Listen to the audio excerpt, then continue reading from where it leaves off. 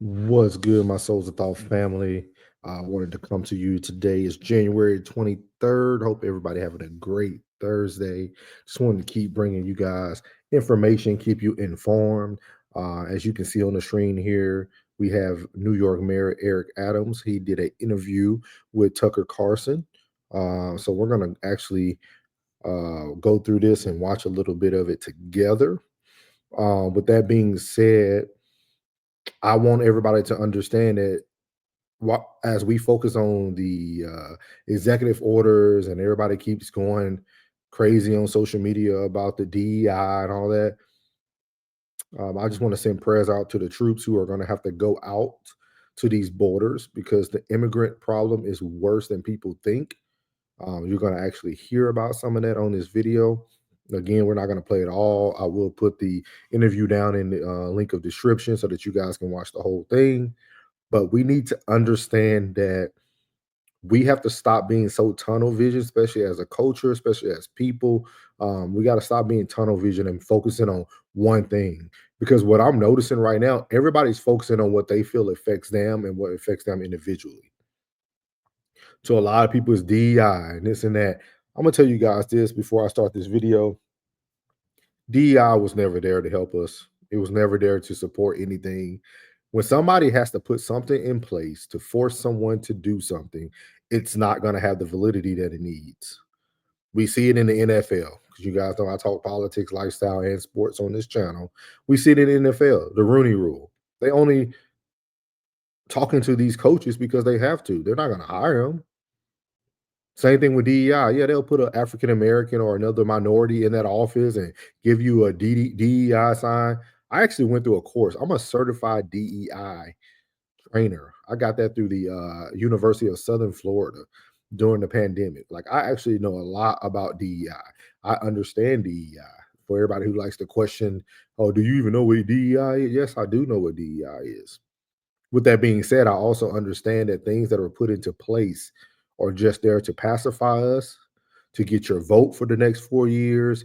That's what these things are put into place for. If somebody has to put something down on a piece of paper, make it an order for people to ask you that, those type of things, or excuse me, or to put you in a position because of your race, your gender, things of that nature, that wasn't for you. And that position won't last anyway if you're not the best at what you do. Because we stay in our positions and we promote because we're the best at what we do. With that being said, it's just I hope people really see that it's a lot more going on than just one thing. Um, excuse me. And like for myself, after retiring and being out in the civilian world, I think a lot of these questions that they ask on job applications are to discriminate. Because if you guys were so invested in DEI, we should have been voting to take race, gender, everything off of applications. It should just be your name, date of birth, and move on. You shouldn't even need a resume. That's how some of y'all sound because uh we don't want to be identified with by nothing. So just something to think about. But with that being said, we're about to jump into this video. Like I said, we won't be watching it all, but I just want you guys to kind of hear how the immigrant thing has impacted New York and how it could impact other states. Because he's going to actually, Mayor Adams is actually talking, and I see why he wasn't pardoned by President Biden. They wanted somebody to go down. There's a desire again of just want to push back on the narrative that has been put out there. Yeah, I mean, I think anyone who reads the indictment will come away confused, and that's kind of why I was so anxious to talk to you. What was this? I mean, you're a Democrat, lifelong. You are mayor of the biggest city in the United States. It's an overwhelmingly Democrat city. You're one of the most important Democratic officials in the country. You were indicted by Joe Biden's Justice Department. What was that? Well, and many people dismiss when we stated that we felt we were a target.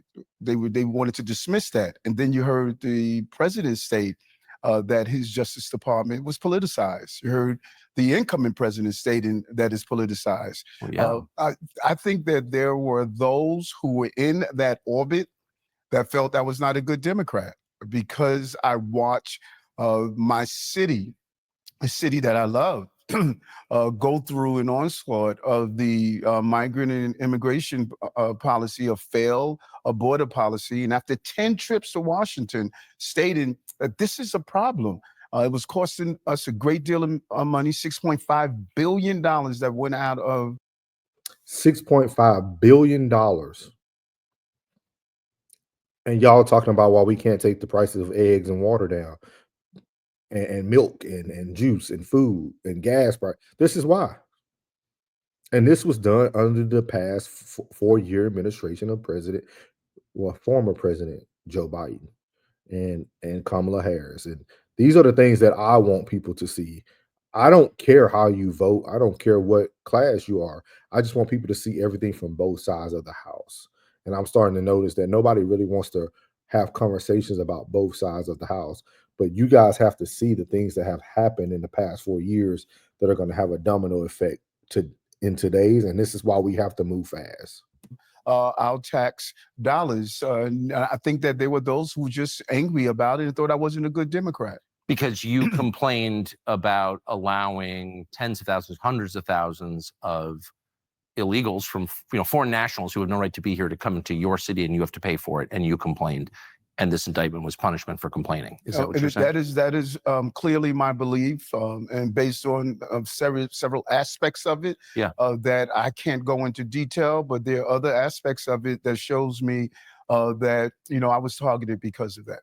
So if we could just walk through and leave out the parts you can't talk about, of course, but this happens at the beginning of the Biden administration, which is close to the beginning of your administration. All these foreign nationals start showing up in New York. They have no money, they have no jobs, they have no place to stay, and you have to deal with them. And the taxpayers here have to deal with them. So you go to Washington. What were those meetings like? Sharing with them that this was a problem. Who did you speak to? I spoke with Julie Chavez, is one of the personnel, Perez, another personnel. I spoke with the president himself. I spoke with the president first. Then the president came here to New York City. The governor and I sat down with the president. And I said, Mr. President, I'm not sure what they're telling you about this problem, but this is a terrible problem that's playing out on the ground, that we need to fix our border, and we need to just stop allowing people to come into the country with no destiny. We don't know what we're doing with them. And there was some that were coming here that were almost 6 months to a year, in some cases 2 years, without any work authorization. Like, what do you do with someone that cannot provide for themselves for that long period of time? Well, what do you do? We had to house them. We had to feed, clothe, house, educate 40,000 children, hold them into a shelter system, the complete package of what you would do. And every day we walk around and see families that are homeless with signs.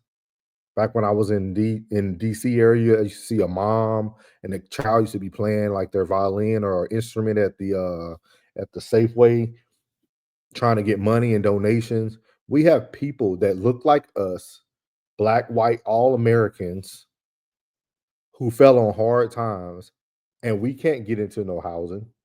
Nobody's giving billions of dollars to feed us. No, like, these are the things that I don't understand. Like, why are we pushing a blind eye to the things that are obviously going on in our country that just doesn't affect Black people, just doesn't affect white people, doesn't just all be based on DEI. We're literally bringing illegal immigrants who are violent cartel members, gangsters, thugs. We had one guy who pushed the person in the New York subway in front of the train. We had the other person set the lady on fire on the subway. Like, we have dangerous people in our country today as we speak. And we up here arguing about DEI and can you get a job and this and that. These people, man, this is crazy. For an adult that can't take care of themselves. And so you tell the president and his aides this, and what do they say? Basically, be a good Democrat, Eric. Be a good Democrat? Be a good boy, Eric. I let you on the plantation. I got you out of the fields. Come on, be a good Django. Be good. Just like y'all try to call people who are conservatives like myself, or Uncle Tom, and this and same thing. Don't think that Democrats can't put you on the plantation as well. That was the basic overall theme. One of his aides told me that, listen, this is like a gallstone. It'll pass. It's like a gallstone, it'll pass. Yes, it'll hurt now, but it'll pass. Well, you pee it out then. Right. Why do you have to? Well said. And then what many people didn't understand, because people believe that, okay, you're down 170,000. We were able to cycle out of our care. We still have about 52,000 that are in our care. And they say, well, okay, the damage is behind you. That is not true. We took $6.5 billion out of paying for chronically absent students. We could have paid $200 million for. We could have paid for housing, older adults. The long-term impact of what's happening to New York, Chicago, Denver, Los Angeles, Houston, the long-term impact has yet to materialize of what this crisis has done to our cities. So what do you think that damage looks like long-term? It's a combination of things. We're facing, after COVID, we're dealing with a severe mental health issue. Throughout the entire country. But specifically here in New York, we have a substantial number of chronically absent young people who were just traumatized from COVID and other things. And they just stopped coming to school. If I had $200 million that I can go out and go find those young people and place them back on the correct course. What he's saying is that we're not using our resources wisely. And then when somebody finally calls out the presidency, the administration that's currently in office, now you guys want to indict him. See, y'all let people like Brandon Johnson with his mohawk in Chicago continue to be who he is. Y'all let all these other cities these other states do what they want to do, but you indicted Eric Adams because you knew this was going to happen. And so he's a smart man. He waited to tell his side of the story, which he was smart. Fourth law of 48 laws of power is say less than necessary. And he definitely did that until it was time to speak. But listen to the domino effect that this is going to have. This is debt. This is our debt as taxpayers. And I say our debt because we are the people who pay taxes. I pay taxes. I'm going to be paying off that $6.5 billion for the rest of my life because of what someone else decided to do when somebody told you that, hey, man, this is causing a bad domino effect. This is not good. These people couldn't speak our language. They couldn't work for 2 years, some of them, because they didn't have the TIN numbers and all that stuff. Like, it's a lot behind all this. And all we can debate about is civil rights acts and DEI. I'm preventing the long-term problem. If you don't educate, you're going to incarcerate. I like that slogan. You don't educate, you're going to incarcerate. And that's one of the things I first ask every person I talk to that looks like me. I throw out books. If you ain't read a book, I already know this conversation ain't going to go nowhere. And that's not me being arrogant. That's not me thinking I'm smarter than you.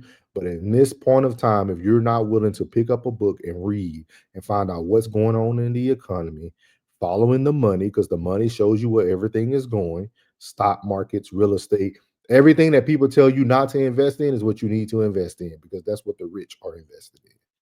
But most important, you got to invest in your education. And that doesn't mean a piece of paper, because there's millions of people right now doing day-to-day jobs with master degrees, with doctor PhDs and all that stuff. There's some millions of people out there. That piece of paper means nothing. So it's the common denominator in all of our prisons, the lack of education. I could have put hundreds of millions of dollars in what I'm doing around dyslexia screening and other learning disabilities. So those $6.5 million that I didn't put into housing, I did not put into a senior care. We're getting ready to excuse medical debt for New Yorkers that are dealing with severe medical debt. All of these dollars could have gone into dealing with the long-term fixes that we were projecting to correct. And did you tell the White House that? Over and over again, the impact of what these and they dollars didn't seem to care at all. It appears to me that there was a bigger focus on the national election and not what it was doing to the cities. And we started to build a coalition about what he said in little to no words, because a lot of people are going to miss that. See, this immigrant thing was actually something that was put into play by the Democratic Party that they thought they were going to be able to keep it under control. And then they thought they were going to win again and they were going to push the immigrants out. So it looked like hey, this is costing us a lot. Hey, but it didn't. It got out of hand.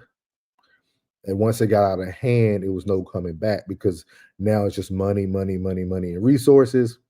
And for those who follow the political parties, it, it shifted away from the immigrants. They didn't talk to y'all no more about the immigrants. They started talking to you guys. They're black men. We're gonna give you guys money for this, and entrepreneur incentives that Kamala Harris wanted to do. All that foolishness that she was talking about passing. Those things were just to cloud your judgment about what they didn't fix when they were in there. And you can call me a conspiracy theorist if you want. That's fine. I'm fine with that. I'm fine with being an Uncle Tom. I'm fine with being an uneducated black man or a plantation man or working for the man. Say what you want to say.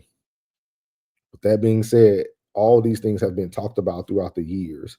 And now they got y'all so focused on what he's signing for these executive orders that you're going to still miss everything else that's happening behind the scenes.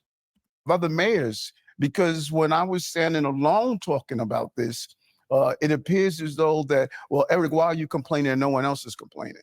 And then other mayors started to see what was happening in their cities. And I started meeting with the mayor of Chicago and Denver and other mayors that said, we have to be uniform around this issue. It sounds like they treated you with contempt. Again, I think they use the terminology, you were not being a good Democrat. In other terms, you weren't being a good boy. Boy, sit down and listen. We let you become mayor of New York City, which is one of the largest cities.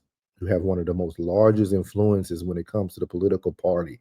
Not one time did y'all see Harris and them go to New York to try to win New York over because everybody already knew that it was too late. I'm going to link this interview down in the description. I highly encourage you to finish watching it. It's a great 50-some minutes of an interview, great open-ended questions, which allows Mayor Eric Adams to elaborate all types of things. I highly encourage you to go listen for yourself. I'm just here to give my opinion. And like I always tell you guys, God loves you, which is most importantly. I love you. You're beautiful.